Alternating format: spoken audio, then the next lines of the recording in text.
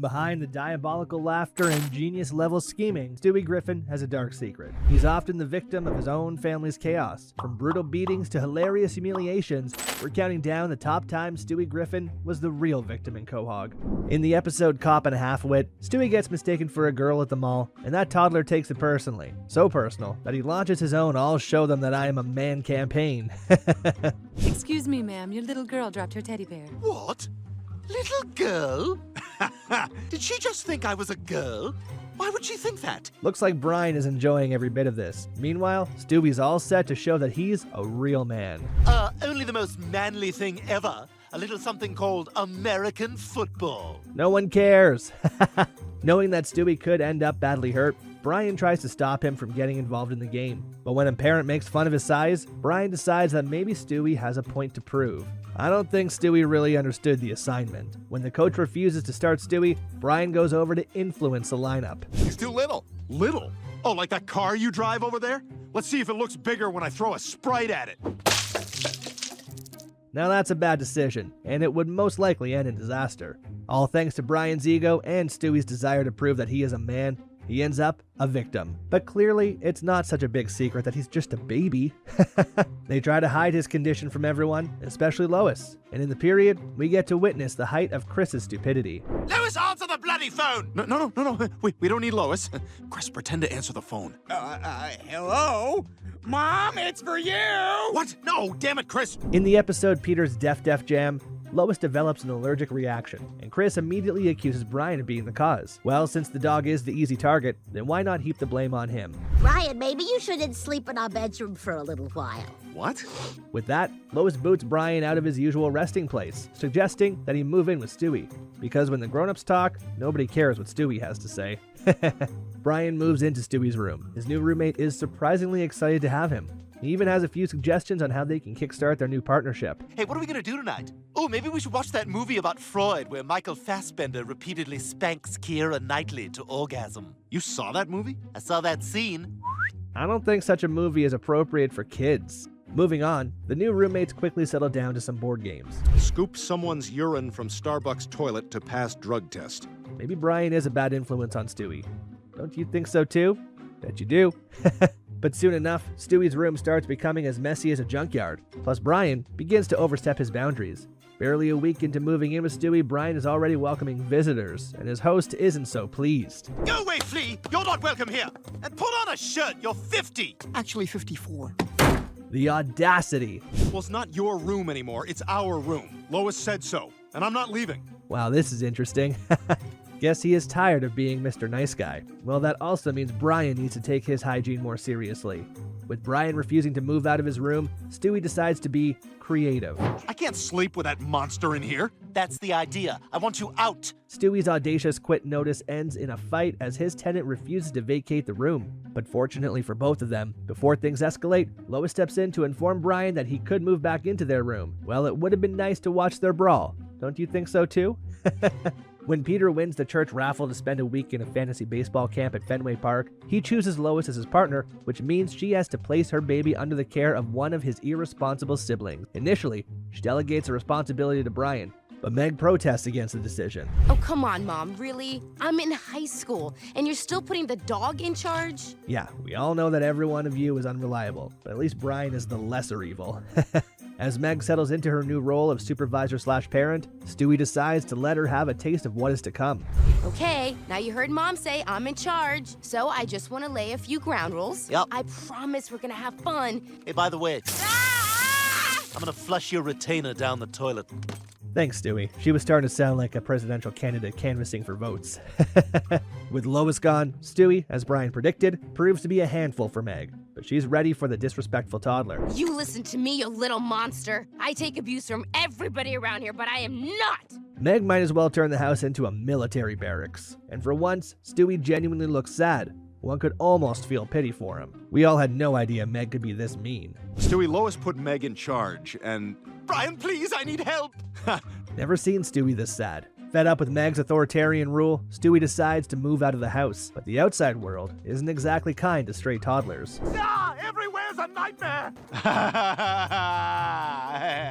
Eventually, Stewie realizes that Meg might be mean, but he's a whole lot safer at home than out on the streets. So much to Meg's delight, Stewie returns back home. I forgot her name, honestly. Who, Meg? Yes, Meg. She's scary and mean, and I don't ever want her to be in charge of me. After watching a scene from a movie where the characters swap blood to become what they describe as blood brothers, Brian and Stewie decide to become blood brothers. Okay, your turn. I think we should hold hands more often. There you go. We're blood brothers now. You happy? Actually, yes. I mean, I really feel the bond, Brian. To make sure that he isn't being cheated on, Stewie has a question for Brian. Hey, are you blood brothers with Meg because you ate her tampon out of the trash? No, that's something else. It seems as though used tampons are a rare dog delicacy. The next morning, Stewie wakes up to discover that there are consequences to being blood brothers with a dog, and one of them is being infected with herpes. You gave me herpes! What? What are you talking about? When we swapped blood! Look at my lip! It's a disgusting herpes sore! Maybe you should have thought about that before swapping blood with a dog. Now absolutely mad at Brian, Stewie goes on a sporadic rant. You knew you had herpes, and you still agreed to swap blood with me! Look, relax. It's not that big a deal. The next day, Stewie goes to daycare wearing a disguise, but since it's against school policy, his teacher takes it off, and let's say the entire class didn't like his new look. Oh my god! Your mouth looks like the underside of a boat! Good Lord, nobody wants to be near me! In a shocking twist, Chris reveals that he's got herpes, which he contracted during the process of becoming blood brothers with Brian. Not only that, but I also got it from Brian. We're blood brothers too. What's wrong with the Griffin boys? Why do they all feel the need to be blood brothers with their dog? Well, they aren't exactly the smartest bunch. Well, we need to teach him a lesson. He's a menace. To get back at Brian for giving them herpes, they begin by first crashing his date. Yes, thank you. We'll take the table in the corner next to the herpes dog. Oh, hey, Brian. And who's your date? Ew! I'm sorry, Brian. I've got to go. Next, they ruin his Facebook profile. Stewie! Chris! Yes, Brian? You hacked my Facebook account! Oh, yes, we actually just changed your profile picture. Ah, damn it! Look, enough, okay? What the hell do you guys want from me? Well, maybe try not to be such a self-centered, egotistical dog. In the episode Stu and Stewie's Excellent Adventure, we see Stewie involved in a rather confusing conversation with his future self, as his future self, called Stu, tries to convince Stewie that he is exactly what he would grow up to become. You're me from the future? That's absurd. I'm afraid it's true, Stewie. Glad to know that Stewie hasn't abandoned his world domination agenda. After failing to satisfactorily answer any of Stewie's endless questions, Stu travels back to the future, but Stewie joins him in the journey. This is the future. Wait a minute. Everything looks the same. Well, it turns out that the future isn't as exciting as Stewie thought it would be. In fact, he is completely disappointed. Oh, this is nothing like I imagined. I thought the future would be different, with jetpacks, ecodomes, and TV they can beam right into your head. I kind of thought so too. Well, maybe like you, my expectations were just too high. Now trapped with this annoying companion, Stu takes Stewie to the family house and introduces him as... This is, Pablo, a child from Nicaragua that I've been sponsoring. Such a nice gesture. Never knew Stewie could be this charitable. So, back to the house. Everything and everyone looks different, except Peter's clothes. Seems like he's been wearing the same clothes for 30 good years. Unbelievable. Meanwhile, Meg looks completely transformed. Who is that fellow? He looks so familiar. It's Meg. She had a sex change right after college. Speaking of Brian, we find out that 30 years later, the dog's no more. Moving on, Stu takes Stewie to his apartment, which is more like a junkyard. Let me introduce my roommate. Did you just make a fart joke? Yes, Stewie, we are equally disappointed. Thought by now you would have achieved more. Not only is the apartment a mess, but 30 years later, Stu is still attached to his Rupert. But that's not all. Stewie's disappointment continues as he finds out that at 30 plus, he is not only a loser, he is still a virgin. Stewie, I've never slept with any woman. I've never had sex. I did have high hopes for Stewie. Glad his younger self shares the same sentiment. That's it! I could handle the crappy apartment and the pedestrian job, but now you're telling me I'm a 35-year-old Parade magazine reading virgin? As promised, Stewie takes it upon himself to fix Stu's disorganized life, including trying to help him get laid. That should do his confidence a whole lot of good if it works out. Unfortunately, he messes it up badly. I'm sorry, that's never happened to me before. Which part? The 8 seconds of sex or the 40 minutes of crying? Now that's embarrassing. To make things even worse, Stu loses his job. You know, intra-office sex is prohibited, regardless of how hilariously brief and unsatisfying it was. You're fired. Well, if you thought Stu's fortunes were about to take a turn for the better, then maybe think again. Good Lord! My apartment! All thanks to Stewie, Stu loses everything in one day. His house, his job, and his dignity. What a day. So after a conversation where Stu tells him about the near-death experience 20 years ago that could be blamed for him being the failure he has grown up to be, they both decide that the best thing to do would be to send Stewie back to the past to right his wrongs. I must return to the past to ensure that I never have the close call with that lifeguard tower in the first place. Stewie arrives just in time to save himself from the near-death experience, but when he fails to answer young Stewie's question satisfactorily, he gets vaporized. Well, then you're as disposable as she is. Now that's cold. On December 31st, 1999, as Quahog prepares for the new year and the millennium, some residents start to fear that the world was coming to an end. There won't be any other time. The world is gonna end at midnight tonight. Peter becomes so worried about the end of the world that he locks the entire family in the basement. But that's not all. He forces them to wear hazmat suits. Now they look like a group of trainee astronauts.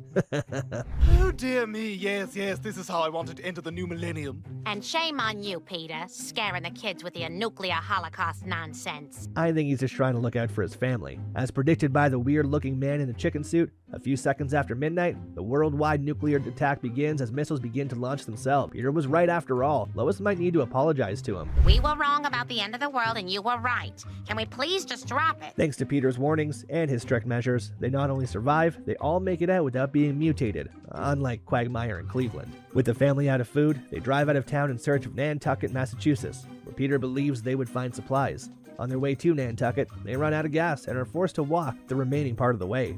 While walking, a frustrated Lois leaves Stewie unattended to, and the ill-tempered toddler trips into nuclear waste, and the effects are severe. Did you wash your tentacles, my big handsome boy? The devil are you talking about, handsome? I'm repugnant. I'm a radio-bloody-active freak.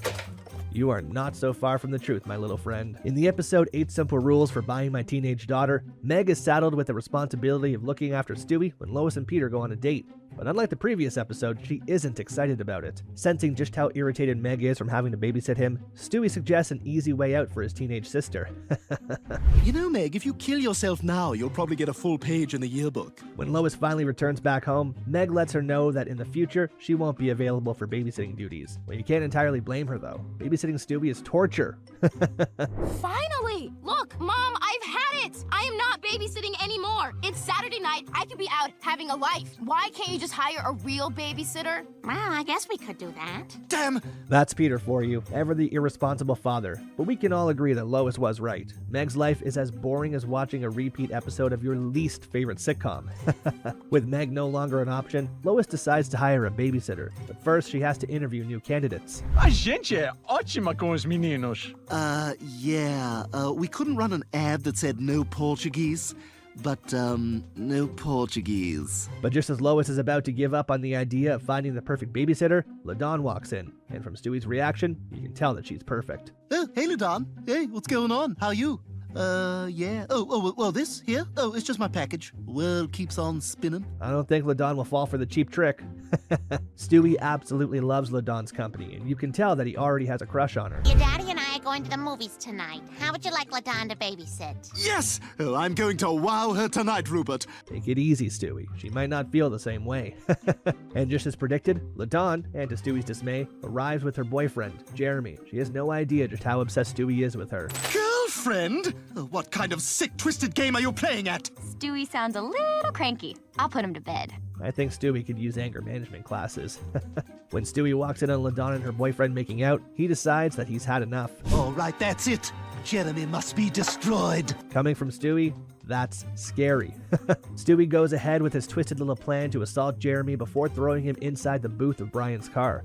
With the boyfriend out of the equation, Stewie proceeds with wooing LaDawn. After all, a heartbroken girl would need some comforting. Stewie, no! That is a bad place to touch, no! Such a pervert. Now mad at LaDawn for resisting his immoral advances, Stewie decides that it's high time she lost her job as his babysitter. Because if he can't have her, then she shouldn't care for him.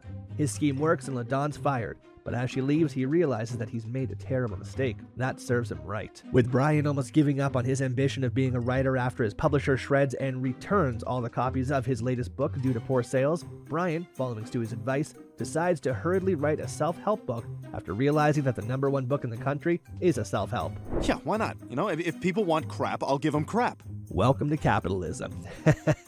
And much to his surprise, his new book becomes an instant hit. You're kidding. I can't believe it. That's the worst thing I've ever written. Now the author of a bestseller, Brian employs Stewie as his publicist. Stewie, however, becomes mean and arrogant. Excuse me, there's something on the wall. Now, you have exactly 20 seconds to find us a room with a white sofa, a white table, white hydrangeas, and Fiji water! Just a little taste of fame, and Stewie thinks he owns the world. At first, Brian's a little skeptical about Stewie's attitude, but he soon joins in, becoming arrogant. He even becomes way worse than Stewie. This is just a phone number. I know. My phone number. Oh. Yeah. Now that's gross. Brian even starts to become unnecessarily abusive towards Stewie. How do you think I feel walking out of the back room of a restaurant and seeing Renee Zellweger eating in the front room of that restaurant? After verbally abusing Stewie, Brian leaves the terrified baby out on the street alone, refusing to give him a lift to the hotel. To get back on Brian's good side, which at this point is almost impossible to do, Stewie gets him to feature on Real Time with Bill Maher. But even that doesn't fix his attitude.